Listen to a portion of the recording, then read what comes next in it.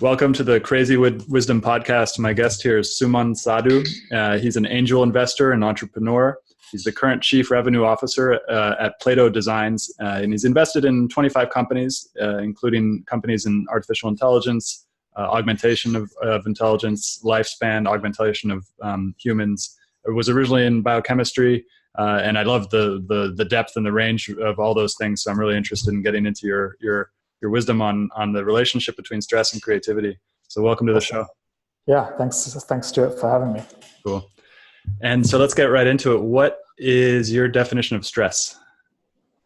So I think stress is, inside of our bodies, we have, a response to our environment. And, that could be under extreme, extreme temperature. It could be under extreme physiological circumstances. It could be under extreme psychological circumstances. But kind of the root of stress is, there's the external stimulus, and then there's also sort of the internal response. And the actual internal response that we have against stress, is something that can be harnessed for a number of activities. So, if you take, for example, starvation is an example of a type of stress that actually activates a particular cellular pathway in the body, which actually leads us to organize our relationship to our metabolism in a certain way. And so we can actually, stress can be something that can be a topical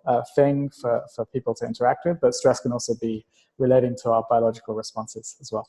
That's a really great definition, and when nobody's brought that up before, but it goes along with what I've read about actually body work and massage therapy. Somebody gave a really great definition of the nervous system in its most basic form, which is it's a mechanism by which some sort of external stimuli gets translated into the brain and then goes into our muscles and then develops a response out of that internal stimuli. And it's always happening. It's like always a circular loop where we're always sensing stuff and then having muscular reactions against that sensory information. So I actually have an interesting kind of aside, because if you actually look at medicine, both ancient medicine as well as, sort of contemporary medicine is very much about treating things after the fact. Something goes wrong and then you find some intervention afterwards. Ancient medicine, without sort of drugs and without other things, is really about diagnosing sources of stress. So actually kind of recently, underwent a healing by a shaman from Guatemala, and actually it was very, very interesting experience in that they were able to identify sources of stress inside of my body that I'd known about but had not necessarily done things about. And I think that this relationship of kind of sensing and understanding our bodies and kind of using other mechanisms to relieve stress are very interesting applications of medicine that we don't necessarily talk about, but have a lot of physiological implications. So just from saying that, I want to ask, you're trained in the Western understanding, and obviously you've also had some experience in traditional forms of healing. Do you think that in the future, in the market, we'll have some sort of combination of both?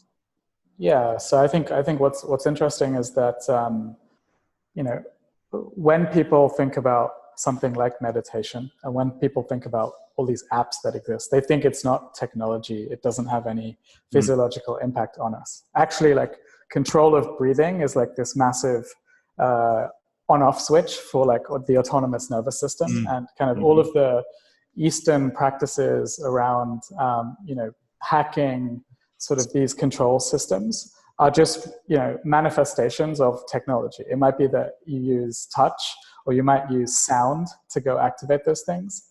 And media is like one way in which we can start to activate those things. The fact that we have all of these different types of media available to us today means that actually there's going to be more inputs into these epigenetic controls, which then activate these different pathways inside of us. So I think that there's going to be this, much more rational understanding of those pathways in terms of like, let's go map what happens on an fMRI scan for meditation.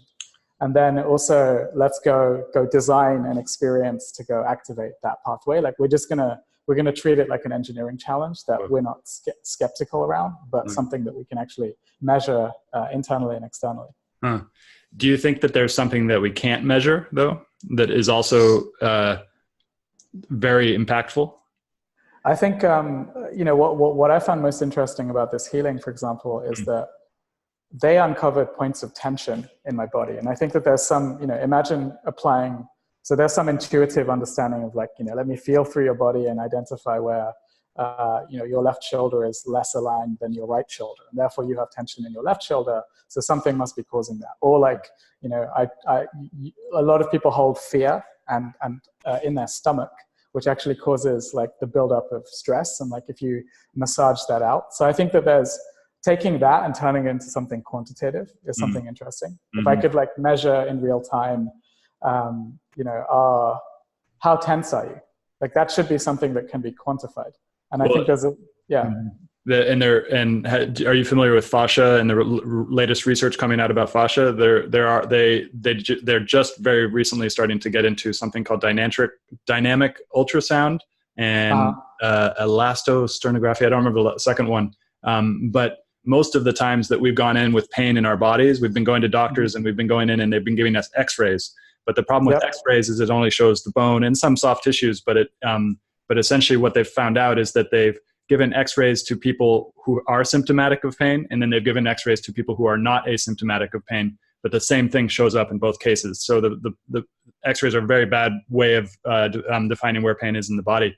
But with fascia, a lot of the sensory nerves, we are starting to see a lot of these actual manifestations of what they call densification of the fascial layers. And we're starting to see that actually as a good sign, a good way to diagnose these pains and stuff like that. What's your understanding of fascia? Have you looked into it at all? I think I haven't necessarily sort of investigated it in any analytical sense, but I think from sort of first principles, if we think about like, how do you measure things inside of you that you can't see? What are the things that could be possible? So, like measuring tension, like of muscles, like how do you have a baseline measurement of what that tension is? And then how do you measure how that changes? Like what's the mixed panel of tension? Like, that's something like, how do we implement that? Do we have some implantable, nano materials that are kind of constantly circulating the bloodstream, and then basically based upon the way that they kind of form, like where they start to attach, like, to our muscles, do they tell us something about the density of our muscles and how that's changing? Like, I think that it's all about thinking about, if we know intuitively that we're holding tension, and if we know intuitively that a situation holds tension for us, like the more analytics we have around it. So for example, like people that stress you out, if you have an Apple Watch and there's some interaction socially that stresses you out, like seeing your elevated heart rate. So how do we correlate kind of location awareness of the people that we're around with our heart rate? That's like one intersection of like data that could give you, hey, I get really stressed when I'm around my boss. I get really stressed when I talk to this client. I get really stressed when I talk to my mom about like marriage, and it's like, you haven't been married yet. It's like, well, what does that do to your heart rate? If we had some objective measurement of that could be very interesting. And then I think about all the other signals that, again, if we formalize sort of, if stress is something that every human is born, and their tissues are kind of, that their tissues essentially like have not been exposed to environmental stresses, and then they interact with the world, and then you kind of accumulate all this stress debt. On measuring that and then like kind of getting rid of it could be an interesting way of preventing a lot of upstream consequences of stress, which then over time build up. Like a lot of people have eating disorders because their organs are twisted in a certain way. And, so the big, one of the things that came out of this healing, which is really interesting, is that I actually had a snowboarding accident in 2006. I paralyzed my right arm and recovered from full paralysis. And the thing is, like, what they'd said is like, this accident actually caused you to hold a lot of stress in your stomach. And then you essentially had held it for like years. And it's like, now I feel like how I feel before the injury.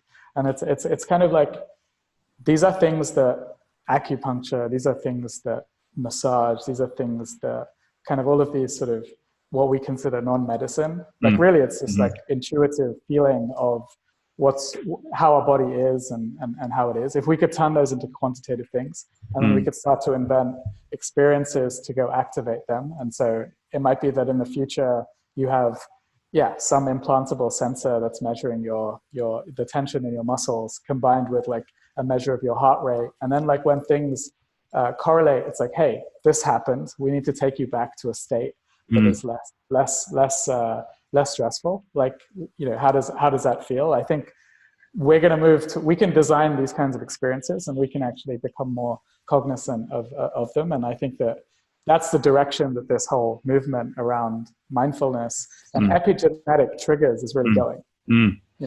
This is really interesting. I have a lot of different things we could go from there, but one of the most interesting things I want to ask you is, during this healing that you had and you released that thing in your stomach, was there an emotional component to that as well? Did you re-experience that emotion? Yeah, so it's kind of interesting because so the funny thing is, I'd come off of a jump on the mountain in Austria, and I dislocated my shoulder, and I was kind of, like the corgi dogs are like taking you down the mountain, like with your dislocated shoulder, and you're trying to hold the pain, like, wow, this really hurts. And so where are you going to hold the pain? When I was undergoing this massage, like, one interesting thing is, like, as soon as some of that tension gets relieved, you feel these like ripples through your body of like, because all of our tissues are connected. And, and so it's interesting to feel like how tension gets relieved in that way. I think going back to your question, which I kind of lose sight of because I'm so reminded of this interest. But no, it felt like I was unwinding something. And essentially, I think that's where we go with stress. Our bodies hold stress. Our body has a bunch of cavities. We have a bunch of tissues. They can take pressure in certain ways. Our organs can twist in certain ways. So that psychological stress can also form memories and can form trauma, as well as, that trauma can be stored in the body. There's something around like that, I think there are like people who are grandchildren of Holocaust survivors still feel the tension because it's passed down through their epigenetics. So I definitely, there are mechanisms by which our body, we store, there's many levels of information. There's sort of the immediate, like, we felt the stress, it feels painful. Then there's recording a memory and internalizing it as trauma. Then there's storing that as information in our tissues. And then I think that it gets even more encoded into like our biology and into our epigenetics. And I think that there's like these multiple layers of information by which we kind of store and sort of manifest stress. And I think unlocking and uncovering each of those things is the opportunity for a much more rational sort of application of everything that's coming out of mindfulness and sort of that focus. Absolutely. That's really interesting. And as you just mentioned, like, it's this epigenetic thing where the behaviors that we're doing throughout our daily life and how much stress we take on and how much stress we don't actually process then gets into our DNA, and then we then pass that DNA on to our offspring, depending on when exactly we conceived. Really interesting. I think it gets, like, epigenetics to me is a really interesting opportunity in medicine in general, in terms of, I think like one of the great things about studying biochemistry is that, every year there's something that gets revealed about our biology that you didn't understand before. And I think that, like, the sort of relationship of, DNA to RNA to protein, like the numbers of layers that exist in that is increasing over time. And there's more and more control points. And epigenetics is this really interesting aspect where, like, two twins who may be born in the same city, but like live in different cities, have different exposure to cancer or different exposure to other types of diseases. Like, I have a lot of relatives, my ethnic heritage is Indian. I have a lot of relatives that died of like lung cancer because they live next to a coal mine. And it's like, so I think that, like, understand the thing, like, an epigenetic control applies to what we eat. It applies to like what environment we're in. It applies to even our interaction with screens. These are creating new environmental pressures, new wavelengths of radiation that, our ancestors didn't get exposed to. These epigenetic exposures also probably apply to information consumption too. Like, it may be that sort of 2,000 years ago, we're in a village, and the way the information was transferred was person to person. And if there was an earthquake, then everyone knew, and everyone knew how to respond to it. But the earthquake wouldn't happen that often. Now, a mental earthquake is like some 9/11 style grief spreading through society, amplified by social media. So we're actually our environmental stresses, like we don't have to see an earthquake or have to see a disaster to experience it, because we have video, we have media, we have sentiment. And so what's interesting is like the number of epigenetic stresses that exist in our environment is so much more than our ancestors. And that actually makes us more susceptible to epigenetic stress. And also it means that we also, because we're in a different time, we're in a rational time of biology, we're in a rational time of computing, it means also we have a counteracting force to design against, to make, to relieve ourselves from this. That is really interesting. And everything that's coming to mind essentially is future shock, that we're undergoing future shock. But at the same time, we're now also building tools, and not only necessarily software tools, but also societal tools, epigenetic tools, in order to enhance our ability to become anti-fragile as all of these new sources of stress are coming into our lives. And now this is go for it. This is a new era. I think the biggest revolution in medicine is that medicine can go from being reactive to proactive. And proactive means being aware of things ahead of the cause, being able to predict things, and then being able to unwind things as they happen. And like that is a future of medicine that we have an opportunity to design against. And we spend the vast majority of our time at work, so we have an opportunity to design a more mindful view of work, which is kind of how we got originally connected. But I definitely feel like, we're at a stage where instead of looking out, we're looking in, and instead of just looking in, we have an opportunity to design kind of what is the optimal ability for us as humans to thrive, because and go design against that. Like, let's design against epigenetic stress. Let's design against tension. Let's uncover it in real time. Let's go unwind it. And so I think we'll scale ancient practices and apply that in the modern era. Do you know of any companies? Have you come across any companies that are doing this, or that are about to do this, or working on something like this already? So I think these things. This is a tremor that I don't think is fully realized, because people don't realize it's a category. People look at Theragun and they're like, oh, this Theragun thing, which is going viral. It happens to highlight that a ton of people hold stress in their muscles. That's why you use Theragun. The success of Calm and Headspace is that we live in a just much more stressful time, and we need to relieve ourselves from that tension. We need to have an outlet that is accessible to us. But these are the early innings of this kind of awareness. What I'm trying to bring to light is essentially, ultimately, just like the moon mission, or just like any other sort of the Human Genome Project, we can identify an area of societal need, and we can go rally against it. And I think the big, thing that we can rally against is like this ultra awareness of our bodies and our presence, and essentially then optimizing for the stress that we actually need to feel, and how to protect ourselves from that. I think that's something that we can actively design against. There's going to be companies, you create a category and a calling, and one of the things that I think is very important is for us as a society to recognize that we've been in the attention age. We've been optimizing algorithms to drive attention to humans, and we're saturated. You can't escape having your attention taken up by something. And the thing is that there's going to be a counter movement to that. And that's what the mindfulness movement is about. That's what the sort of epigenetic medicine movement is about. That is what this sort of new ability to recognize and unlock stress is about. This is what work mindfulness is about. This is the anti-Slack movement. This is the anti-TV movement. And this is like a calling. We have a bunch of tools technologically. We have an awareness. and we have literally market saturation in human, like there's more stress than we've ever seen before.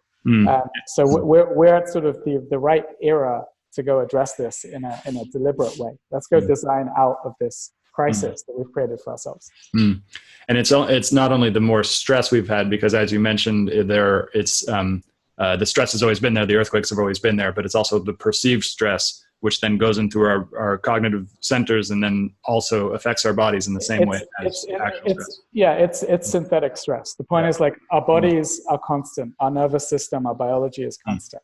The variables, basically, like the types of stress and the where it comes from. You know, essentially, if I strap a VR set on your head and I have you attacked by a dinosaur, you're going to have the same feeling as our ancestors did. You know, Yep. like we can bring that stress back. We also have like types of stress that we never encountered before. We have like anonymous tribes attacking people on the internet. Like that was never a threat before. You know, all of the sort of minutiae of human personality are now like exposed. Psychopathy can be scaled on the internet and applied and deployed as an attack tactic against everybody else. You know, like I don't know if you've ever read the book Givers and Takers by Adam Grant. So essentially he talks about like society. You have people that give naturally to others. You have people who take naturally from others. And then you have people that are matches. Like, you know, you give me a rock and I'll give you a stone, and you know, like we'll do a trade, and like that's the kind of thing. But it's really interesting that like that type of behavior, like so I studied infectious disease, and you know, there are host-parasite relationships, and these host-parasite relationships exist in humanity too. You know, there are people that will feed off of others.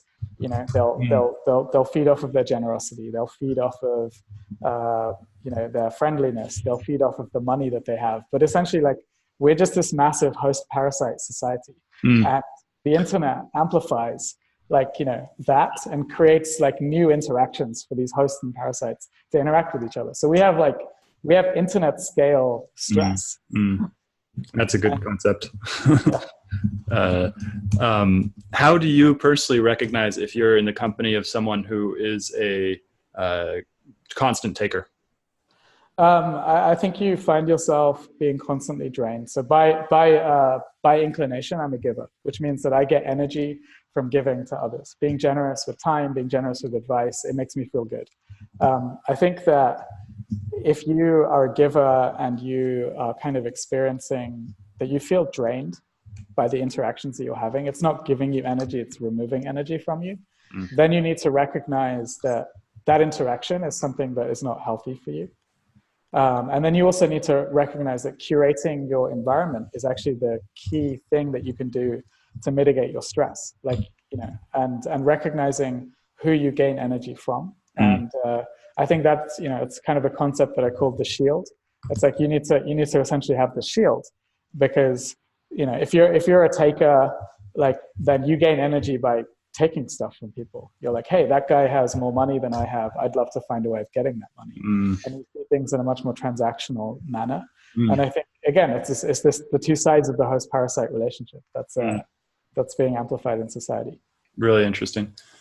So I have a question, might be a kind of ignorant one, but your last name is Sadhu. And I know that sadhus in India it's like the term for a monk, right? What is Yeah, it means holy man. It means person of wisdom. I think it also, you know, other connotations are kind of, you know, like my name Sumon means good mind. So obviously, like, you know, someone who's a thinker. So, you know, but these are things, you know, these are things I inherited a long time ago. These are not things that, you know, there's not a brand that I've chosen to emphasize. But you know, I think you know, have a huge heritage of you know, people who learn and like love to be curious about the world and pass wisdom. So, but yeah, fortunate. Interesting. So we talked about stress. We've got a really good definition of stress that I haven't had before, and also really cool epigenetic stuff and everything like that. Let's get to creativity now, and your definition of creativity. And I'd love to talk more about everything we just talked about in the sense of creativity.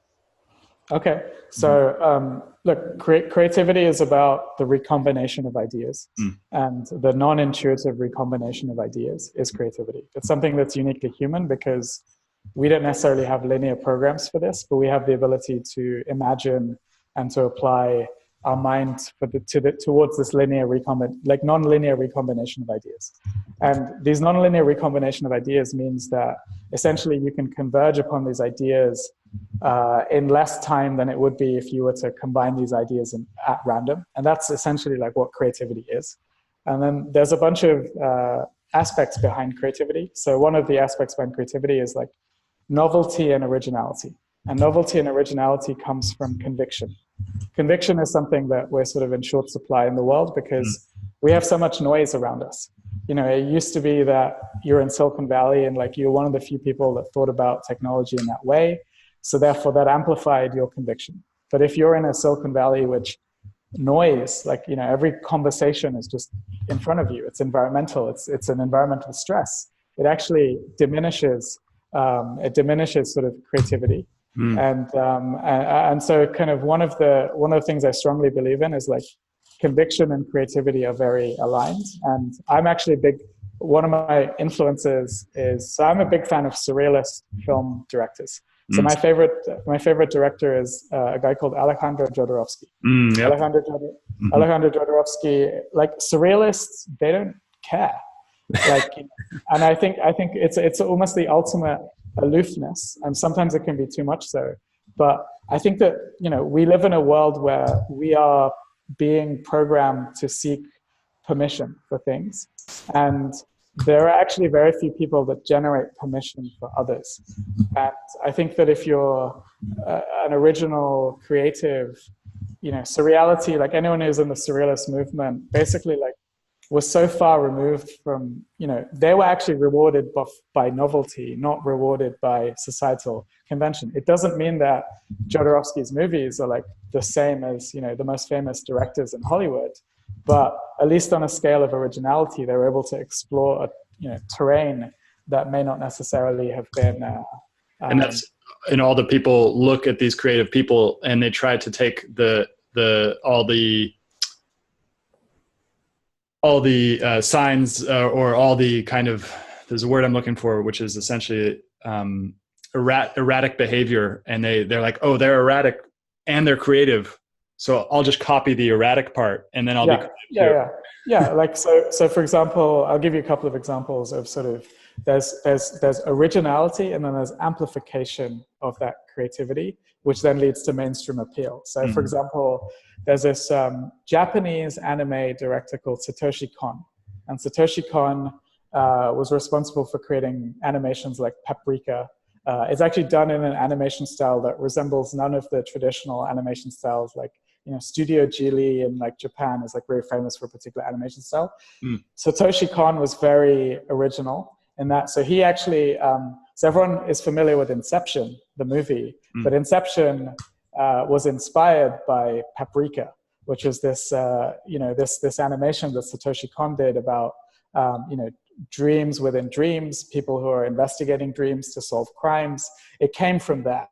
And then it was amplified by Western directors. And so like, you know, Darren Aronofsky credits Satoshi Kon as like a key influence. And actually like a lot of the shot transitions that Satoshi Kon has in animation, you'll see in Darren Aronofsky's movies. So we actually see like two things. We see the original and then we see the amplifier of that. We see the same thing with like Jodorowsky. Jodorowsky created Dune. Dune never got made. Yeah. But like Ridley Scott like really was inspired by the work that him and Mobius did on the artwork for that. And that led to Alien. You know, like all of that comes and is amplified by the original. So I think that there's, you know, creativity, like first step is like, how do you have enough conviction to be original? And then, you know, sort of how really creativity gets amplified is a different job. So I think, you know, it's sort of, I think you need to have the two sides of things, but we see this separation between those that are original and have conviction and those that amplify originality and then get the credit for creativity. And then, so how would you suggest that people who are uncomfortable with their own uniqueness and unique voice, what would the advice be to actually own their creativity and find that conviction? So I think the first thing is, like, again, it sort of comes down to writing for yourself as an audience, and almost like imagining that you are the authority. It's like in society, there's so many people seeking approval and permission for things that actually we need more permission creators. So actually, like, more people should essentially create the permission for others to appreciate them. And I think it's almost like, more genres can be created if people believe that those genres. So I think there's this like leap of faith initially to believe that what you're working on is genre defining, and then essentially just amplifying that and finding and being aware if that resonates or not. But to understand, it's the Steve Jobs thing of like, most of the world around you was made up by someone who's not smarter than you, but braver than you. And I think it really comes down to remembering that if you can make a genre, the way you make a genre is by telling people it's a genre. And then people go, oh, wow, okay, I guess that is a genre. I guess that's jazz. I guess that's, I guess that's ballet. I guess that's like hip hop. I guess that's ecstatic dance. It's like, go and define a genre and then kind of own it and then see if it gets amplified. And then suddenly, you go from being fearful that no one's going to accept your thing to understanding that you were the one that created permission for that thing to exist in the world. That's a good line. What is the relationship between fear and creativity? And what role does fear play? And then how can we work with fear in an intelligent way? So I think if you're doing anything new, you're going to be fearful because there's no one to confirm it. Like, that's literally what conviction helps you overcome is, conviction can be due to delusion. Conviction could be because some Medici said to you, hey, like, actually, Leonardo, you're like, I don't want you to be on the streets. I want you to paint.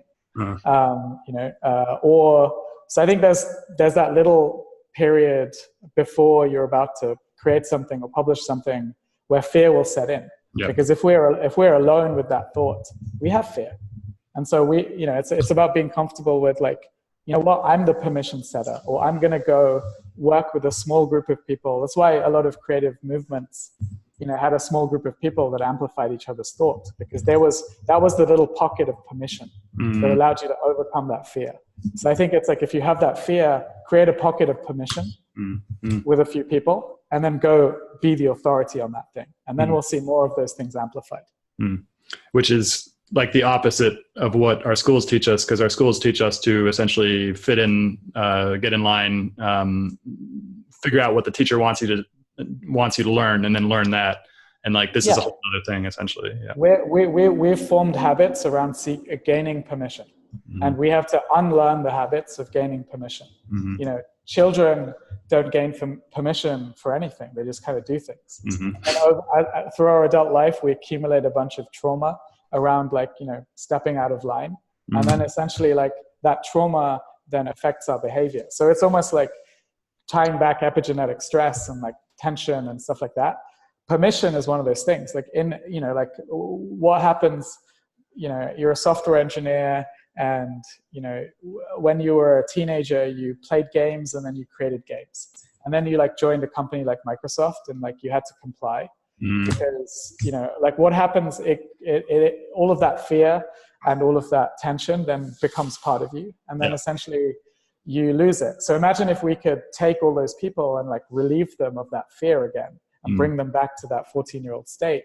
What would happen to the world? We'd have this like net new influx of creativity again. And that's kind of an interesting concept. Well, and then to get to your interest in augmented intelligence, artificial intelligence, because it seems like that might be happening regardless of whether we want it, is essentially the only way we're going to be able to survive and thrive in this new world is if we tap into our creative outlets, our creative ability to create, our permission to create. And if we don't, we're probably going to get shoved under the bus. Absolutely. So what we're building at Plato is like, we're actually building a software-enabled design agency, and we're using software to augment creativity. Very and fundamentally, like the thing that's left, after we automate everything is human creativity. Yeah. It's human creativity and human expression. Mm-hmm. So building, we actually have an opportunity. We can take the view of like, let's automate everything so humans have nothing to do, or we can say, let's just like maximize humanity. Like, let's maximize humanity. And so if you take that as a design principle, you're basically like, so we talked about creativity as this like this ability to do non-linear recombination of ideas, in a way to converge upon ideas like much better than random. Like that's the thing that we can maximize. It's like, you can't conceive a film because a film has many dimensions of input and influence without the brain. We can't imagine science fiction without dreaming. We can't we can't sort of without childlike play, we can't actually like build upon concepts of history in a novel way. So I think that there are like some sort of modes of thinking that computation and artificial intelligence will never achieve. And really, like, we need AI to, like if you're struggling with having enough time to write emails, have machines write emails for you and have you edit emails. Mm-hmm. Yeah. Like the point is that we can take advantage of the advances in automation to really like maximize humanity. And I think that is the direction. Like I think about, like Slack's about to IPO, how much market cap is under threat through distraction. And Slack is really this kind of, it's like the peak attention draining economy, basically. Look, I think we're seeing, look, we've got a ton of market cap that is essentially exposed to the attention economy that's going to be disrupted by the mindfulness economy. Interesting. And essentially, so we have Facebook, we have billions of dollars of market cap associated with the attention economy, where we're at peak kind of synaptic saturation for Facebook. Yep. And so that's the rebellion. That's why people sign off of accounts. That's why people like, hate the newsfeed. It's like, that's our biological rejection of it. And biology is constant. So, this is like and then obviously with our speed at which we're amplifying information amongst the hive mind that exists on this planet, that behavior spreads really rapidly. So essentially you have this tremor of sort of anti-attention and like sort of, we're going to evolve to protect our synapses. And that's what we're doing right now. And like, I think that like, that's the opportunity. These kinds of sea changes in like, hundreds of millions of humans on the planet today, exposed to phones, exposed to computers. Like, look at our postures. Like, this kind of neck behavior only exists because we look at this thing all the time. Like, that's a new environmental stressor. So we're just going to counteract that. We're going to get sick of it, and we're going to say, how do we counteract that? And that's going to create a huge market for products. So it's really interesting. It's like, what's the innovator's dilemma for Slack? It's like, how do I actually get people to do work that doesn't involve being in a meeting or communicating like with others? Slack is going to have to move into areas where computers are doing work for humans. Computers are routing messages for humans. Computers are organizing information so you have to read less. Like, I don't want to use Slack for 8 hours a day to get the context I need and then do work after that. I need Slack to organize and summarize and route messages for me. And I want Slack to be my assistant as opposed to Slack being my boss. And I think that is like, and that means like, companies like Microsoft who have very strong machine learning teams, how do they build the anti-Slack? So that's like market cap at risk. Facebook, which is all about attention, how do we build the thing that, grabs our attention? Like, the thing that disrupts Facebook improves our human experience. The thing that allows us to connect, it's like, Mark Zuckerberg was all about the social graph, and now what about the experience graph? The only thing we have at death is like basically the sum of our experiences, who we were with, what we did with them, and like the memories that we created. So how do we, instead of optimizing on, keeping me away from that, how do we optimize for that? Because we have, machine learning algorithms are designed for optimization. Like, fundamentally, that's what they do. And it's like literally changing the reward state. Like, what are we rewarding these algorithms with? that is what we have an opportunity as designers of these systems to do. So I definitely see the anti-attention movement and the sort of experiential movement kind of combining together to form a new era of products. So you talked about this anti-attention, or the anti-Facebook, anti-Slack companies, or anti-Slack movement. How do you know that movement won't go to a rejection of all technology as opposed to kind of integrating with technology? So I think the thing is that, like, we just have to look at our baseline, which is like, if we had no technology as humans, we wouldn't be able to have this conversation. We wouldn't be able to move. I think, like, we always need to consume technology as a species to move forward. Mm-hmm. So there's never going to be a rejection of technology. There's going to be a rejection of the types of technology that retard our evolution. Mm.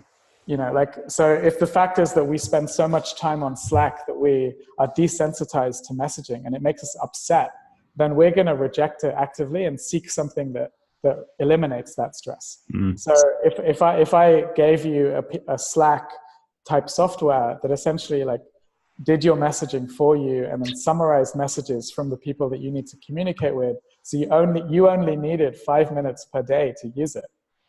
Actually, the original anti-attention technology was Google. Mm. I mean, there's probably more, but like, Google is a really good example of, like, Google did not maximize page views. Google maximized the speed at which you came in and you left. And that was the thing that, like, in an era of portals, we didn't want to look at portals and web pages. We're just spending all this time looking at portals and web pages. Mm. So the same is true of, like, the sort of communication era. We have a saturation of linear communication.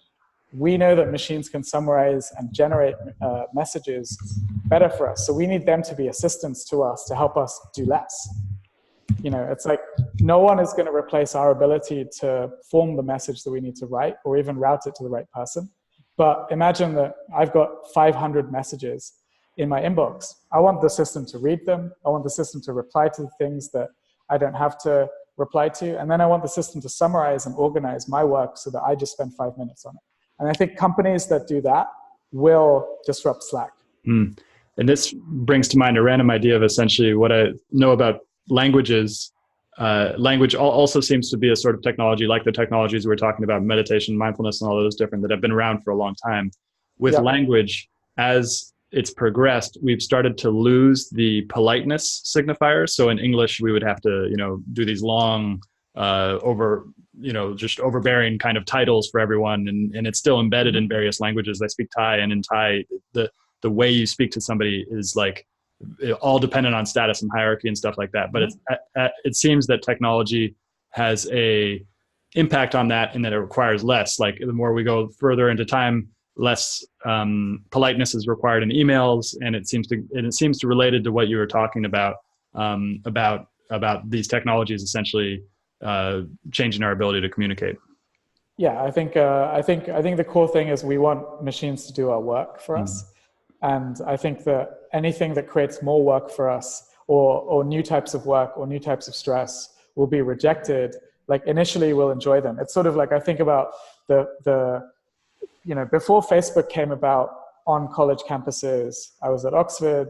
Oxford is one of the first schools outside of United States to have Facebook. At that time, I knew like 30 people, 40 people. And then when Facebook came about, it's like, wow, there's this like fascinating amount of information that I don't know that I want to consume.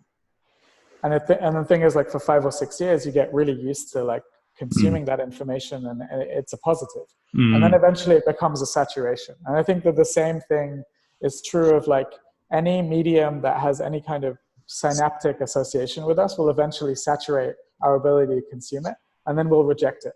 And this is kind of like what's going to happen in communication, and kind of what's going to happen in attention. This is why, like, we're actually seeing a whole generation that is just focused on consuming experiences.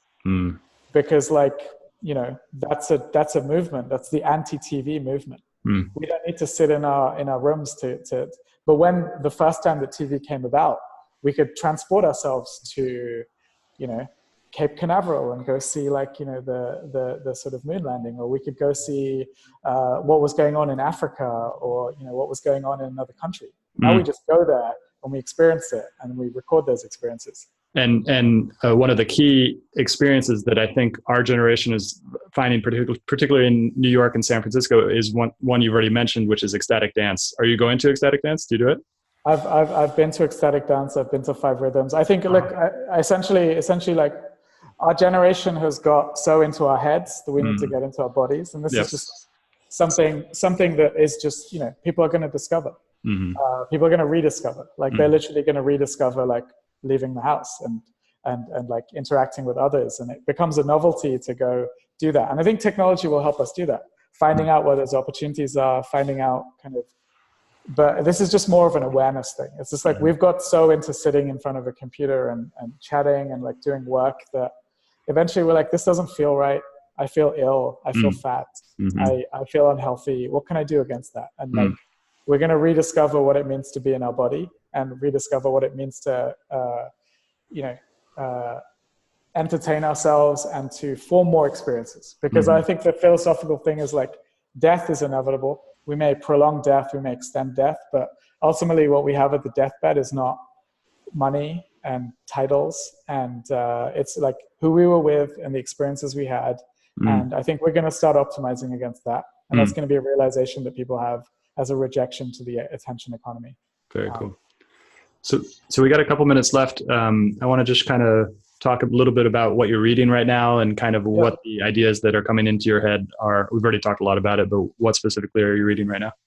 Yeah. So I'm actually, so I think there's a couple of, I've been reading, so I talked about Jodorowski as being like a key influence. Like, I think anytime that you can read the thoughts of someone who is, has a lot of conviction and thinks independently. So he has a book called Psychomagic, which is, you know, like, I think there are lots of connections between what we think and what we do, and how we organize our thoughts to develop our imagination and our creativity. So Psychomagic is essentially sort of a set of principles from Jodorowski around how he goes about his creative process, how he kind of encourages you as an artist or as a creative thinker to think about that.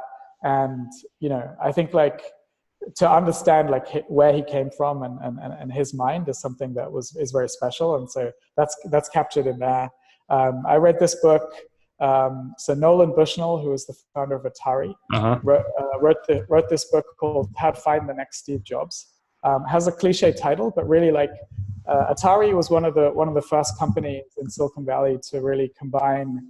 You know, it was the first company that had nap pods. It was the first company that had like, you know, costume parties. It was the first company that treated engineers as creatives and like created an environment that let them do whatever they wanted. And it has a set of principles to hire creatives, to get the best out of them, to organize their work, how to recognize them, how to decode fakers from people that are really creative. And it's just like this set of distilled principles from like the 80s, 90s Silicon Valley that gets forgotten right now. And I love that book, and I keep rereading it when I think about hiring and I think about creativity. But like Psychomagic by Alejandro Jodorowsky and How to Find the Next Steve Jobs by Nolan Bushnell, the founder of Atari, are two great books that I keep rereading. Cool. I'll want to interview again about another book you're reading eventually, because I'm starting a new series on this podcast where I interview people about what they're reading, and then we talk about the book basically. Cool. Yeah, love that. But, Psychomagic, it also, I got suggested to it 2 days ago at the Long Now Foundation, and it actually turned into a kind of therapy almost. So there are like Psychomagic practitioners and stuff like that, right? Yeah. Yeah, I think all of these things are intertwined in terms of, you know, the connection between mind and creativity, attitude and creativity, and our ability to sort of organize our own mindset around these things and use sort of positive perception. You know, it's like if you look at Dali used to, you know, sort of, he used to think in a sort of semi-sleep state, because that, you know, dimension of the mind is a place where you can play. And then he used to go and draw those ideas. So we need to tap into some of these sort of hybrid, you know, states mentally in order to, and find ways of, you know, using our mindset to drive towards them. And in this world of distraction, like, we need these types of influences to take us back to an optimal state of being. That was beautiful. So how can people find out more about you or find you to talk more about all these cool things you're talking about? Yeah, so you can go to my website, so sumonsadhu.com, check it out. There's interviews and essays that I've written there. A lot of it is about technology, a lot of it is about the future, some aspects of creativity, but kind of that's a good way to get to know me. And then you can find me on Twitter at sharpshoot. Send me a response, engage in the discussion. But yeah, post a lot of stuff there, Cool. a lot of my thinking. So Thank you so much for coming on the show. This was really, really inspiring. yeah, awesome. Thanks for having me, Stuart, and great that you get to do this. Yep.